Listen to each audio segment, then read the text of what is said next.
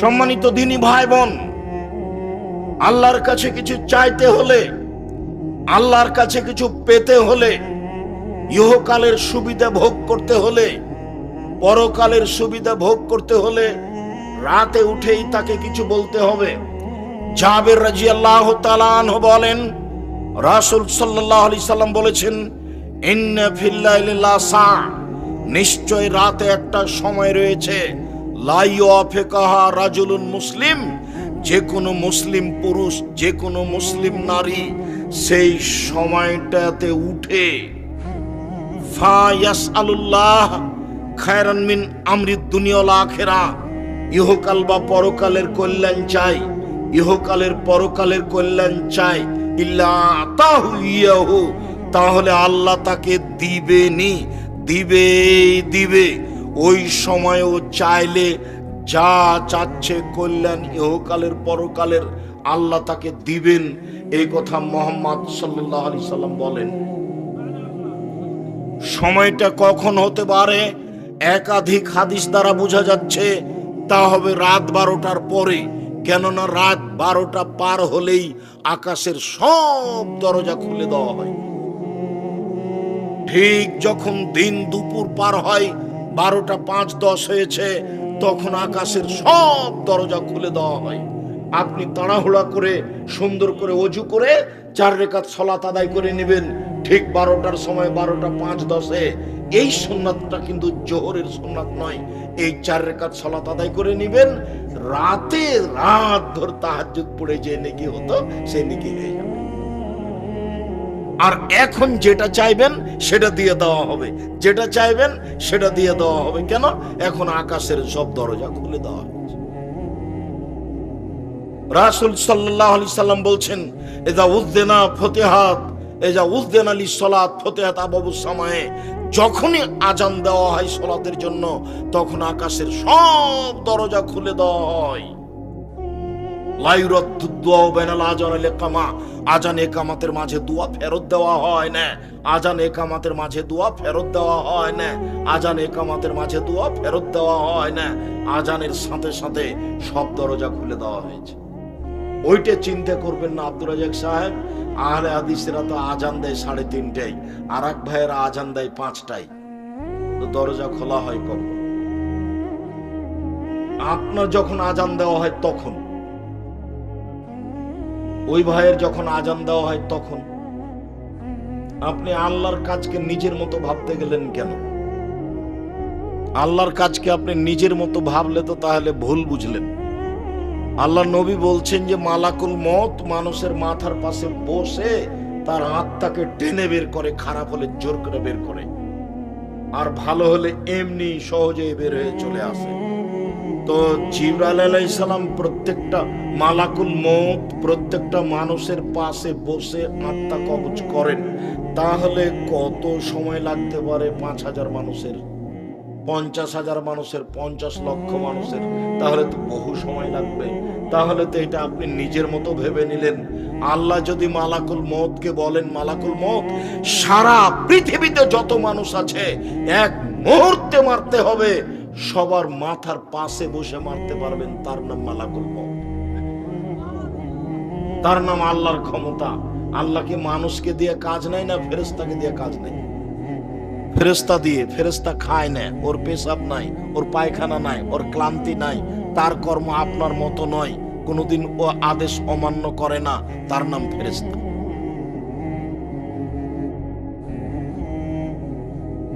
তার গতি, তার চলন আমার আপনার মতো নয়। কবরের ব্যক্তি যদি উত্তর দিতে না পারে, কবরের ব্যক্তি যদি উত্তর দিতে না পারে, তাহলে তাকে মারে। আল্লাহ রাসূল বলছেন, ইয়াজরিবু জারবাতান, এমন মার দেয়, মায়ের কারণে এসি হোসাই হাতান, সে বাপরে মারে করে চিৎকার করে, ইসমা মা বাইনাল মাশরিক ওয়াল মাগরিব ইল্লা সাকালান, সারা পৃথিবীর জীবজন্তু, কীট পতঙ্গ, পদার্থ, জড় পদার্থ সব তার বাপরে মারে করে চিৎকার শুনতে পাচ্ছে, মানুষ এবং জিন শুনতে পায় না। এখানে চিৎকার করছে এই কবরে মায়ের কারণে 50,000 কোটি কিলোমিটার দূরে যে পশু প্রাণী আছে সে শুনতে পাচ্ছে তার চিৎকার। আপনাকে আমি বুঝাতে পারবো কত জোরে মারছে, আমারও শুনতে পায় না, ওর কান বধির, চোখে দেখে না কোথায় মারছে, কানেও শুনে না কিভাবে চিল্লাচ্ছে। এ কথা মুহাম্মদ সাল্লাল্লাহু আলাইহি সাল্লাম। যার কারণে রাসূল সাল্লাল্লাহু আলাইহি সাল্লাম বলেছেন, মারাআইতু মানজারান কাতল কাবর আবজামিন হো, আমার জীবনে দেখিনি কোনো দৃশ্য যেটা কবরের চেয়ে আশ্চর্য হতে পারে। এটা আল্লাহর কাজ, এটা ফেরেশতা দিয়ে তিনি করেন। আপনি কি আল্লাহর কাজকে নিজের মতো কখনো ভাববেন না। সময়টা রাত 12টার পরে হতে পারে, তবে ওই হাদিসের ভিত্তিতে, বুখারী মুসলিমের এক হাদিসের ভিত্তিতে, ইয়ানজিলু রাব্বুনা তাআলা ইলা সামাই দুনিয়া হিনা আবকা সুলুসুল লাইলিল আখিরা, রাতের 3 ভাগের 2 ভাগ যখন পার হয়ে যায়, 1 ভাগ বাকি থাকে, তখন আল্লাহ তাআলা সপ্তম আকাশ থেকে প্রথম আকাশে নেমে আসেন। নেমে এসে চিৎকার করে বলেন, মায়া ধুনি ফাস্তাজিবা লাহু, হে পৃথিবীর মানুষ কে আছো, কে আমাকে ডাকে, আমি তার ডাকে সাড়া দিব। মায়া সরনি ফাউতিয়াহু, কে আমার কাছে কিছু চাই, যে যা চায় তাকে আমি তাই দিয়ে দেব। মায়াস্তাগফিরুনি ফাগফির লাহু, কে আমার কাছে ক্ষমা ভিক্ষা চাই, আমি তাকে ক্ষমা করে দেব। তাহলে এইটা রাত 2টার পরে হতে পারে, 2:30 3টার পরে হতে পারে। তবে আয়েশা রাদিয়াল্লাহু তাআলা আনহার ওই হাদিসে বোঝা যাচ্ছে, আয়েশা রাদিয়াল্লাহু তাআলা আনহা বলেন, কানান নবী সাল্লাল্লাহু আলাইহি সাল্লাম ইসল্লি মিন বাইনা ইয়াফরুগু মিন সালাতিল ইশা ইলাল ফজরে 11 রাকা। আল্লাহর নবী এশার সালাতের পর থেকে নিয়ে ফজরের সালাত পর্যন্ত 11 রাকাত সালাত আদায় করতেন। 11 রাকাত। ইসাল্লামু মিন কুল্লি রাকাতাইনে, প্রত্যেক 2 রাকাতের পরে সালাম ফিরতেন। তবে তার সালাতটা শুরু হতো এশার পর থেকে নিয়ে ফজর পর্যন্ত সময়ে। কোনোদিন 1টার পরে, 2টার পরে, 3টার পরে, কোনোদিন 12টার পরে। তবে তাহাজ্জুদের সালাত আদায় করা যাবে এশার পর থেকে নিয়ে ফজর পর্যন্ত, যার কারণে তারাবির সালাত এশার সালাতের পরেই চলবে। তবে তারাবির সালাত উত্তম হবে রাত 12টা, 1টা, 2টার পরে পড়া, কিন্তু জায়েজ এশার সালাতের পরেও পড়া। কেন? বুখারী মুসলিমের হাদিসে এসেছে, আয়েশা রাদিয়াল্লাহু তাআলা আনহা বলেন, আল্লাহর নবী এশার সালাতের পর থেকে নিয়ে ফজর পর্যন্ত সময়ে 11 রাকাত সালাত আদায় করতেন। তাহলে তাহাজ্জুদের সময় কখন থেকে শুরু হলো? এশারের পর থেকে। যারা ছাত্র তোমরা, তারা চালু করো সালাতটা অন্তত 2 রাকাত দিয়ে। 2 রাকাত দিয়ে কিভাবে চালু হবে ভুলে গেলা কেন?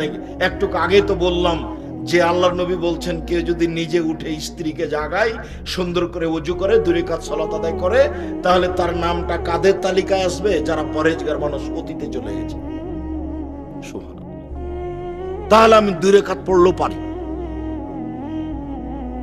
আয়েশা রাদিয়াল্লাহু তাআলা আনহা বলেন, কানা নবী সাল্লাল্লাহু আলাইহি সাল্লাম ইসল্লি মিনাল লাইলে 13 রাকা, আল্লাহর নবী রাতে 13 রাকাত সালাত আদায় করতেন। 13 রাকাত। অমিন যালিকা খামসিন বিযালিকা মিনাল বিতর, আর এর 5 রাকাত থাকতো বিতর। লা ইয়াজলিসু ফি শাইইন মিন যালিকা, এর একটাতেও তিনি বসতেন না, এক টানা 5 রাকাত। কে যেন একদিন বলছিল যে আব্দুর রাজ্জাক সাহেব বলেছেন, দেখা যাচ্ছে বক্তব্য ফেসবুকে, যে বিতির পড়া লাগবে না। দিন রাত বিতির পড়ার কথা বলতে বলতে একদিন বলে দিলাম লাগবে না। অবাক কথা। যারা এইসব ফেসবুকে লেখালেখি করে, আমি তো তাদের দেখিও না, পড়িও না, দেখি হিসাবও করি না। তবে আমার মনটা চায় যে ও যদি কোনোদিন আমার ক্লাসে বসতো, দার্সে, তাহলে ও কয়েকবার বহির্বিশ্বে পড়ে এসেছে তা আমি তাকে দেখাতাম। ফেসবুকে 2টা কথা লিখে দিলেই বেটা তুমি শিক্ষিত মানুষ, তুমি যে ওইভাবে কলম ধরেছ, তুমি আমাকে জানো, চিনো, তুমি আমার আকীদা তুমি আমাকে সরাসরি জিজ্ঞাসা করেছ, তুমি যে 2টা কথা লিখে দিলে আমার ব্যাপারে, তো তুমি আমাকে সরাসরি কোনোদিন জিজ্ঞাসা করেছ? তুমি জাতির সামনে কিছু বলো, এই বেটা তুমি যে ফেসবুকে লিখেছো কিছু বুঝো? তুমি, তোমার জ্ঞান কিছু আছে? পশু প্রাণীর পরিচয় দিয়ে কলম ধরো কেন? আমি তো বলছি 90 সাল থেকে নিয়ে এখন পর্যন্ত আমি অপ্রয়োজনীয় বাক্য বলিনি। তুমি বলো দেখি, তার তোমার কয়টা হাদিস মুখস্থ আছে? তুমি একদিন হাদিস শোনায় তো আমাদেরকে। এই ছেলে, তুমি যে ফেসবুকে লিখেছো, তুমি একদিন আমাদের বক্তব্য শোনায় তো। 40টা হাদিস শোনায় তুমি এক বক্তব্যে। তোমার মরা পর্যন্ত সময় থাকলো, জাতি থাকলো, আমি চলে গেলে।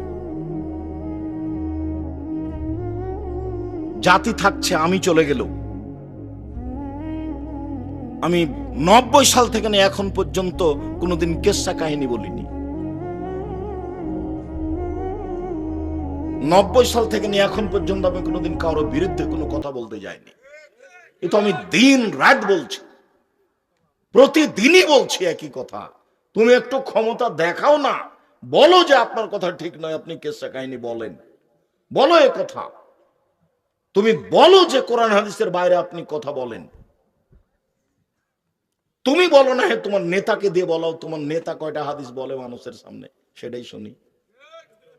সম্মানিত দিনী ভাই বোন, যেটা আপনাকে আমি বলছিলাম, অতীব গুরুত্বপূর্ণ বিষয় আপনার জন্য। আপনি রাতটাকে এভাবে ধ্বংস করিয়েন না। এই যে সেদিন ছিল বয়স 40 বছর, এখন দেখছেন 60 বছর। সেদিন ছিল আপনার দাড়িগুলো কালো, এই যে দেখলাম সেদিনে আপনি আমার সাথে মোসাফা করছিলেন, আজকে দেখছেন আপনার বাপ মা নেই, আপনার দাড়িগুলো সাদা হয়ে গেছে। কয়দিনের জীবনে আপনি এটা কি করতে চাচ্ছেন? সম্মানিত দিনী ভাই বোন, আমি আপনাকে কিছু রাতের নিয়ম পদ্ধতি শিখাই। এমনিতে এখানে বললাম যে আল্লাহ রসুল বলেছেন যে রাতে একটা অংশ আছে, ওই সময় যদি কেউ কিছু চায়, যা চাইবে তাই দিয়ে দেওয়া হবে। তবে এখানে আর একটা পদ্ধতি বলা আছে যে রাতে ওযু করে শুইতে হবে। বুঝাতে পারলাম না মনে হয়।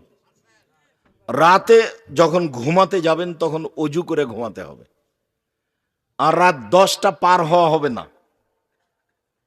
ছেলে মেয়ের গল্প গুজব, টিভি, সিনেমা, মোবাইল সবকিছু বন্ধ হয়ে যাবে রাত 10টায়।